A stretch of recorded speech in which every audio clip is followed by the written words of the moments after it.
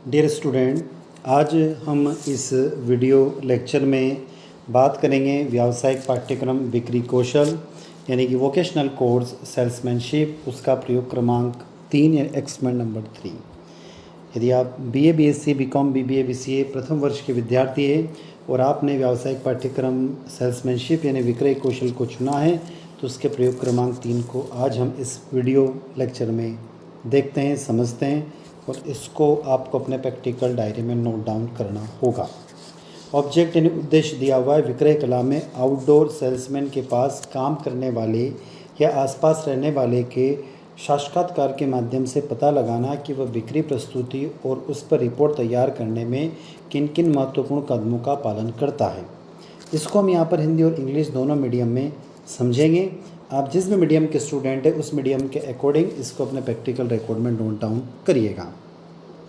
बिक्री प्रक्रिया एक विक्रेता और उनके संभावित खरीदार के बीच की बातचीत है।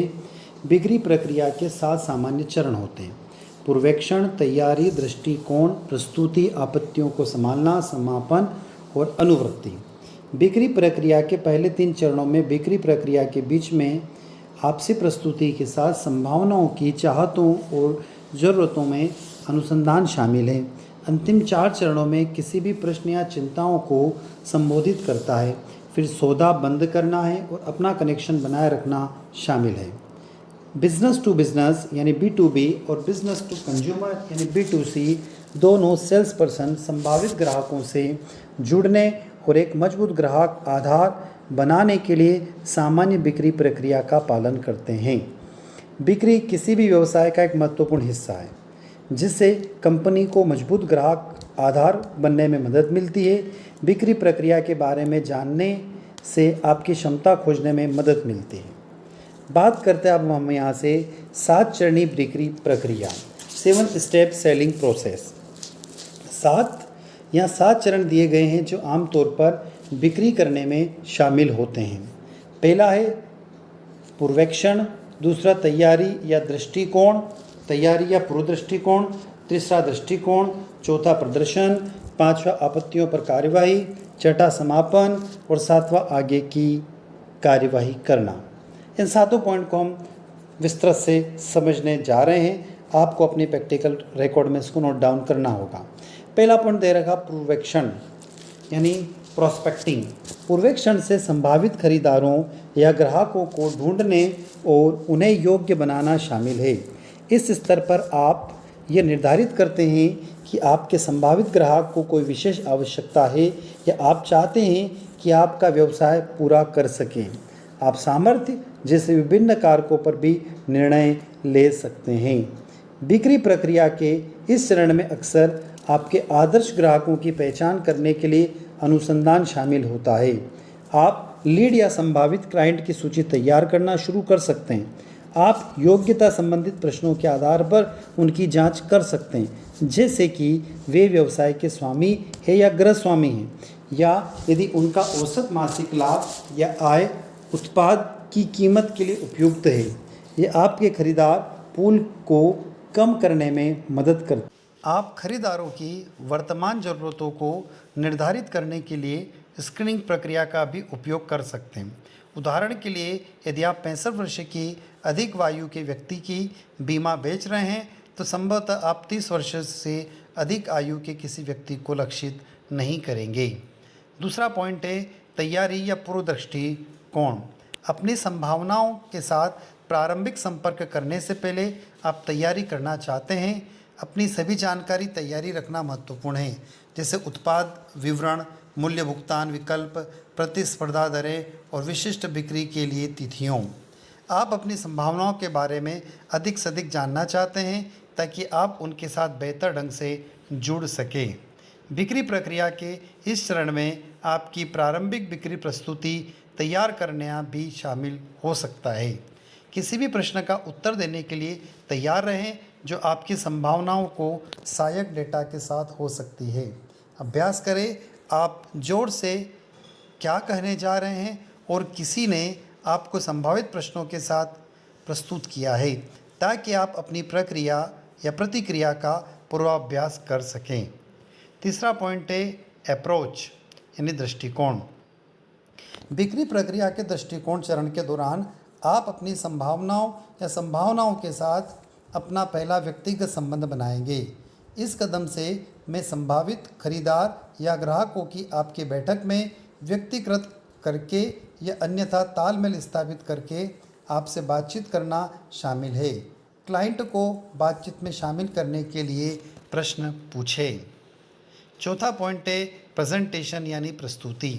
इस बिंदु पर बिक्री प्रक्रिया में अपनी संभावनाओं के व्यक्तिगत ज़रूरतों को और चाहतों की समझ स्थापित की है। फिर आप अपनी प्रस्तुति या प्रदर्शन को यह दिखाने के लिए तैयार कर सकते हैं कि आपका उत्पाद या सेवा उन ज़रूरतों या इच्छाओं को कैसे पूरा कर सकती है। इस चरण को प्रभावी ढंग से पूरा करने के लिए इसे व्यक्तिगत करने पर ध्यान केंद्रित करें और अपने उत्पाद और उनकी समस्याओं के समाधान के रूप में तैयार करें।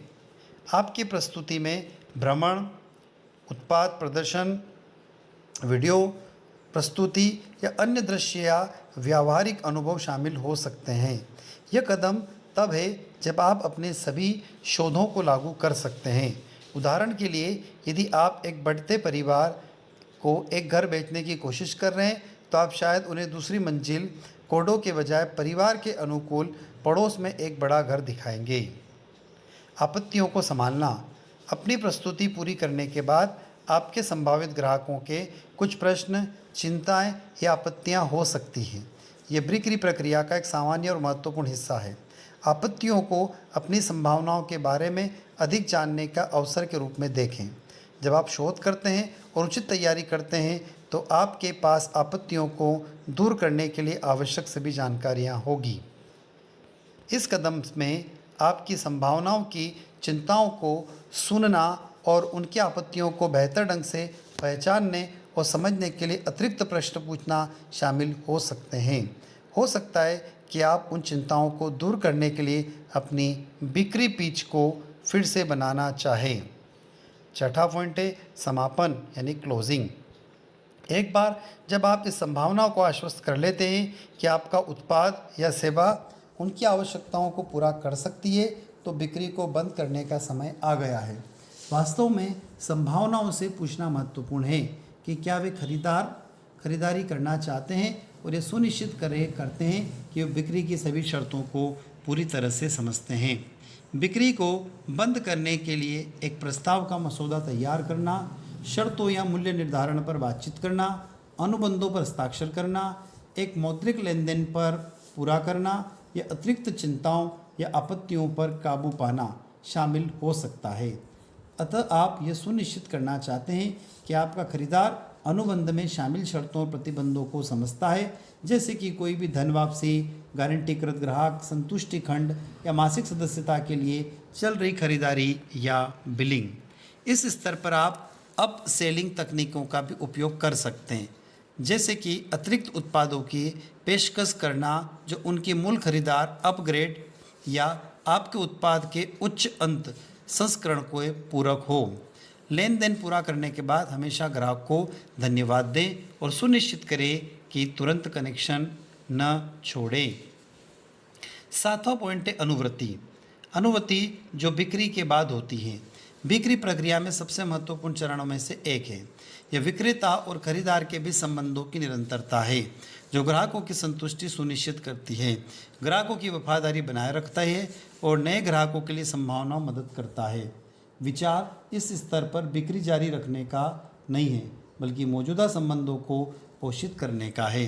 फॉलोअप से धन्यवाद नोट भेजना या ग्राहकों को अपने नए उत्पाद या सेवा के साथ अपने अनुभव के बारे में पूछने के लिए कॉल करना शामिल हो सकता है। आप अपने ग्राहकों से आपकी सेवा को रेट करने या आपके किसी सोशल मीडिया या व्यावसायिक पेज पर समीक्षा पोस्ट करने के लिए भी कह सकते हैं। कभी कभी अनुवृत्ति कार्यवाही में बिक्री की रसीद को पूरा करना शामिल होता है, जैसे अतिरिक्त अनुबंधों पर हस्ताक्षर करना, वितरण करना या उत्पादों को स्थापित करना। जब अच्छी तरह से किया जाता है तो यह चरण अक्सर आपके अतिरिक्त बिक्री रेफरल या समीक्षाओं के साथ बिक्री प्रक्रिया में एक कदम वापस ले जा सकता है, जो आपके लिए नए ग्राहक लेकर आता है। तो 7th पॉइंट है फॉलो अप। ये तो था हमारा हिंदी वाला पोर्शन, और यहाँ पर जो इंग्लिश वाला पोर्शन दिया हुआ है कि द फॉलो अप विच टाक्स प्लेस आफ्टर द सेल्स। आप इसको वीडियो को यहाँ पर रोककर इस इंग्लिश वाले वर्जन को आप यदि इंग्लिश मीडियम के विद्यार्थी तो इसको नोट डाउन कर सकते हैं। तो विद्यार्थियों, साथियों, ये जो वीडियो था एक्सपेरिमेंट नंबर 3, आई होप आप लोगों को समझ में आ गया होगा। आप लोगों ने अपने प्रैक्टिकल डायरी में इसको नोट कर लिया होगा। तो अब हम आपसे अब विदा लेते हैं। विदा लेने के साथ यदि आप चैनल पर नए हैं तो चैनल को सब्सक्राइब करना ना भूलें। वीडियो अच्छा लगता है तो लाइक करें और अपने दोस्तों तक शेयर करें। कमेंट बॉक्स में कमेंट करके हमें बताएं कि ये हमारा छोटा सा प्रयास आप लोगों को कैसा लगा। धन्यवाद।